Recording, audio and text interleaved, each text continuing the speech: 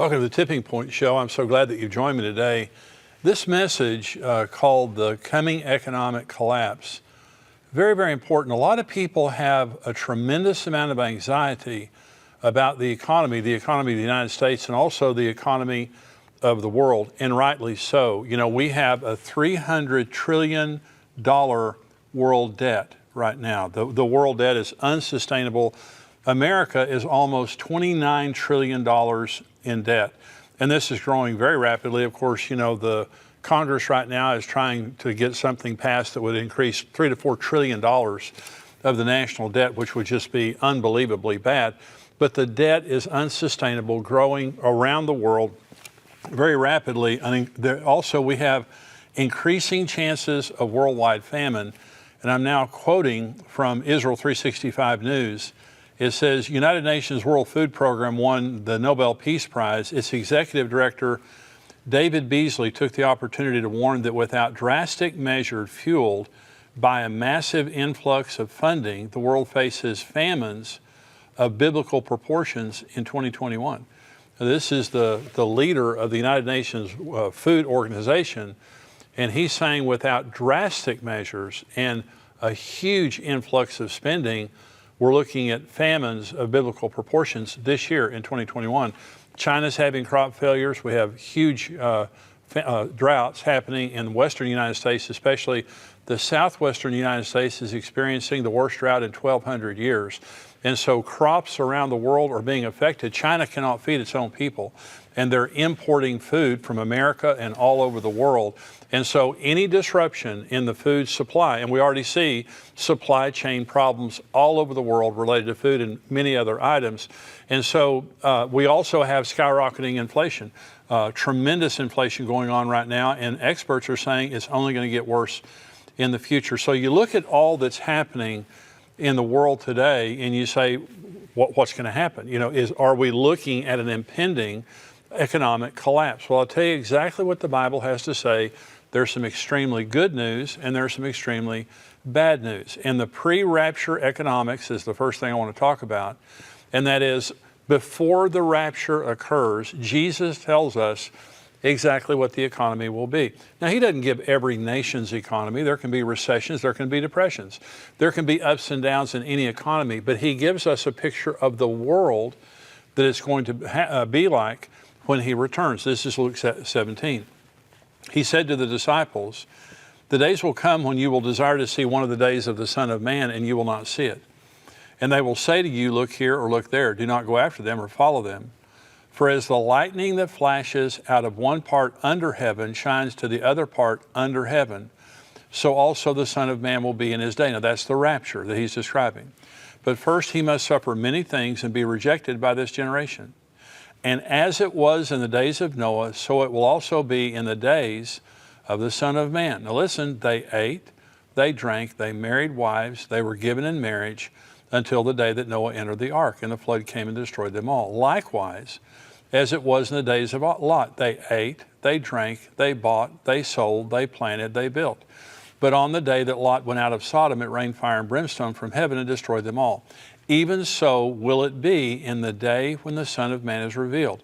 In that day, he who is on the housetop and his goods are in the house, let him not go down to take them away. And likewise, the one who is in the field, let him not turn back. Remember Lot's wife.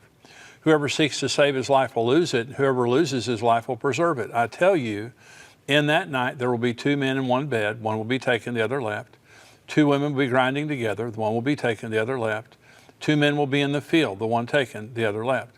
And so Jesus tells us, as it was in the days of Lot, so it will be in the days of the coming of the Son of Man. They bought, they sold, they planted, they built, they married, they were given in marriage. And so there, according to this text, there are four parallels, according to Noah and Lot, in the last days that we're living in. And the first is worldwide rebellion to God. Noah and Lot lived in a very rebellious culture to God. In fact, Noah and Lot did not have any people that they took with them. They didn't have anyone that they led to God through that. And that's not saying that people aren't getting saved in the day that we're living in today, but I'm just saying the world was in total rebellion to God like the way we see it is today. There was also a righteous remnant living for God and preparing for judgment. In Noah's case, he was building an ark. And that ark carried him above the judgment, the way we will be at the rapture. Lot went out of Sodom to prepare for the judgment that was coming. Lot went out, and Sodom was not judged until he was out. And you have to remember, Jesus uses Noah and Lot as his examples. Both of those men were taken out of judgment before it came. Noah got on the ark before the judgment came. Lot went out of Sodom before it came. But the third parallel is economic and social normalcy. Jesus could have very easily said, people will be starving to death, there won't be any economy, people will be bankrupt. In other words, what he's describing, buying, selling, marrying, giving in marriage, planting, building, all of those things mean, there's going to be social and economic normalcy. It doesn't mean that there's not going to be some shaking and things like that. The fourth parallel is the faithfulness of God to rescue the faithful and the righteous from judgment. God is going to be faithful. He is coming for us. He's not going to leave us here. So I want to say what we're seeing in the world today is the setup for the Antichrist system, is the setup for the economy during the tribulation. First of all, we're seeing a one world government. I think there was over 100 nations, about like 137 nations last week that all agreed together about the corporate tax. And so what we're seeing is now, this amalgamation of nations adopting the same laws and practices. We're seeing the emergence of a one world economy. We're seeing the emergence of a cashless system. COVID has caused cash to be rejected around the world because of the germs that it carries. And the United States government, the Federal Reserve, is talking about now having a digital currency. China is coming out with a digital currency. Most of the currency of the world today, the vast majority of the currency of the world today, is non-cash currency. It's electronic currency. So what we're seeing, the supply chain problems, all of this is setting up for a coming economic collapse. And I'm saying if you're a believer, now I believe that we need to be careful. Financially, personally, we need to be conservative.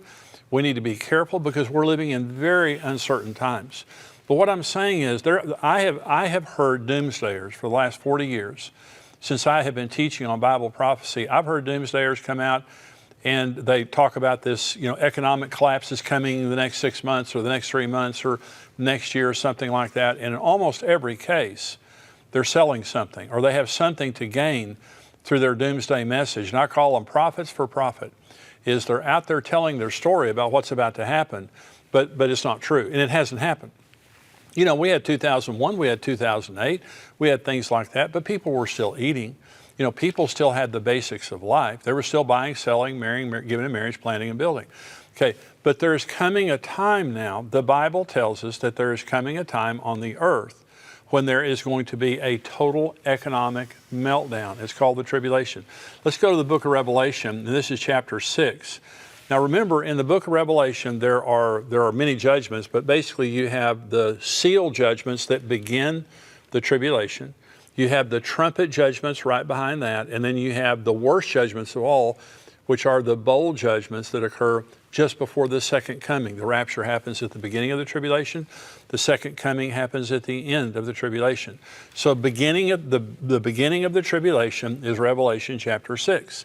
And the seals begin to break. This is when the economic collapse comes. This is Revelation 6, verse 1. Now when I saw when the Lamb opened one of the seals, and I heard one of the four living creatures saying with a loud voice, with a voice like thunder, "Come and see." And I looked, and behold, a white horse. He who sat on it had a bow, and a crown was given to him, and he went out conquering and to conquer. This is the Antichrist. This is a false Christ. He's on a white horse. He looks like a savior, but he comes to take peace from the earth, and he does. Seal 1 is the Antichrist arrives on the scene and takes control of the world and the economies of the world. Now, the first half of the tribulation, the first 3.5 years of the tribulation are the rise of the Antichrist.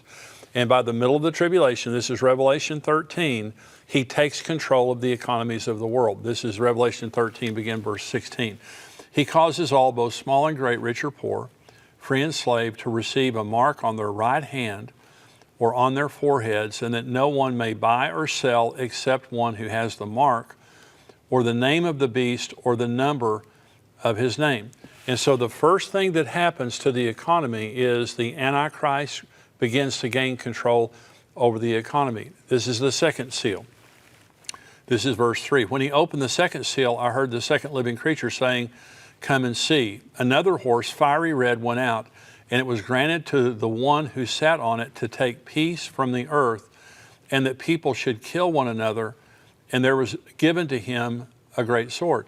And so the second seal is a spirit of violence and murder, such as the world has never seen, disrupting societies around the world. Now you think, when you see right now what is happening with all the school shootings, church shootings, mass violence, all the murders that are happening, across America and around the world, you think this is a violent world? This is nothing compared to the tribulation. The societies around the world will be disrupted by the violence. God is going to remove peace from the earth, and all hell breaks loose. The third seal, and the economy continues to collapse with every seal. This is verse 5. When he opened the third seal, I heard the third living creature say, "Come and see." So I looked, and behold, a black horse, and he who sat on it had a pair of scales in his hand. And I heard a voice in the midst of the four living creatures saying, "A quart of wheat for a denarius, and 3 quarts of barley for a denarius, and do not harm the oil and the wine." A denarius was a day's wage. And so a quart of wheat or 3 quarts of barley, this was enough to keep you alive for the day. And so what is being said here is scarcity and famine is coming to the earth. That's what the black horse is announcing. And it's saying it's going to take you a day's wage to stay alive if you have that much money. And there's going to be, it says, don't harm the oil and the wine. Now, there's different ways you can interpret that, but here's the way I interpret it. There will be luxuries available, but not the necessities. People are going to be dying in mass during the tribulation, and they're going to be leaving luxury items around their house and things like that. So if you want to drink wine, great, that's fine. Do you want to have some oil there to put on your skin, or maybe to include in your food, or to light a lamp or something like that? That's, by the way, this is talking about olive oil. This isn't talking about petroleum. When it says don't harm the oil or the wine, it's just talking about luxury items that will be available, but the necessities won't. Here's the fourth seal. When he opened the fourth seal, I heard the voice of the fourth living creature saying, "Come and see." So I looked, and behold, a pale horse, and the name of him who sat on it was Death. And Hades followed with him, and power was given to them over a fourth of the earth, to kill with sword, with hunger, with death, and by the beasts of the earth. This is mass death. This 25% of the world's population will die in the first 3.5 years, the first 42 months of the tribulation. Now think of what that does to an economy. So let me stop right here. There's one more seal we're going to talk about. If you're working to make money, remember Jesus said, remember Lot's wife? Lot was living for the world, and when God tried to get her out of it, she didn't want to go. And Jesus said, remember Lot's wife, when he was talking about Lot. That if you think that your home is in this world, you're living wrong, you're thinking wrong. If you're trying to amass wealth in this world, every nickel you make is being laid up for the Antichrist. He will control the economies of the world. And so if all you're doing is living for money, money's a blessing if it's blessed. And money is a blessing if it is secondary to serving Jesus and making Jesus the Lord of our life. Money's a blessing if it's submitted to God and we're obedient with what he gives us. But if our security is in money, we are set up. Now, if you're a believer in Jesus, you're going to go up in the rapture. The economy will be basically what it is right now, ups and downs, surely. But until Jesus comes, they're going to be buying, selling, marrying, giving in marriage. But after the rapture, when the tribulation comes, if you're here, if you're not a believer in Jesus, if you're here, there will be no economy. It will take everything you can get together to survive. If you do survive, because here's the fifth seal. This verse 9. When he opened the fifth seal, I saw under the altar of souls those who had been slain for the word of God and for their testimony which they held. And they cried with a loud voice, saying, How long, O Lord, holy and true, until you judge and avenge our blood on those who dwell on the earth? Then a white robe was given to each of them, and it was said to them that they should rest a little while longer, until both the number of their fellow servants and their brethren who would be killed as they were completed. Mass martyrdom. This is for those people who are left behind when Jesus comes and they begin to give their lives to Christ during the tribulation, they will be martyred en masse. And so all of these things will be happening during the tribulation. Before the tribulation, the economies of the world right now are being arranged in a one-world cashless society that the Antichrist is going to inherit.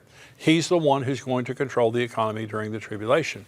But while he's controlling the economy, peace is taken from the earth. There's scarcity on the earth. 25% of the earth's population, 2 billion people, is going to be killed, and there will be mass martyrdom for being a Christian. There will be no economy as we know it right now during the tribulation period of time. There is coming a worldwide economic collapse. If you're a believer in Jesus and you have made him the Lord of your life, you're not going to see it. You're going to go to glory, and you're going to live in the most opulent wealth that you could possibly imagine forever and ever and ever. If you're not a believer in Jesus, this is the time to make Jesus the Lord of your life. You can have economic security, you can have eternal security in Jesus, and all you have to do is just say, Jesus, come into my heart. I make you the Lord of my life. I invite you to come into my heart to be my Lord and Savior. Just pray a short prayer like that and make Jesus the Lord of your life. We're going to go now to the subscriber portion of our program. If you're not a subscriber at endtimes.com, I want you to become a part of our community. And you know, not only do you get the full Tipping Point show, you get the articles that come out all week long. You get to be a part of our community. We have thousands of people who are subscribers here on Tipping Point, and listen, when we have articles and things that come out, they encourage each other. They pray for each other. If you want a community of believers, like-minded believers who love Jesus and are waiting for the coming of Jesus, you will love being a part of the Tipping Point community. It's amazing. Every time we post something, I go in there and I look at all the comments. And I mean, people are interacting, they're loving each other, they're praying for each other, they're encouraging each other. I want you to be a part of Tipping Point. $7 a month, $77 a year. Endtimes.com is where you can go and sign up. If you are a subscriber now, you have to go to endtimes.com to see the full Tipping Point podcast. And so if you want to watch the rest of this, go to endtimes.com, or you can respond to the email that we send to subscribers. Thank you for joining.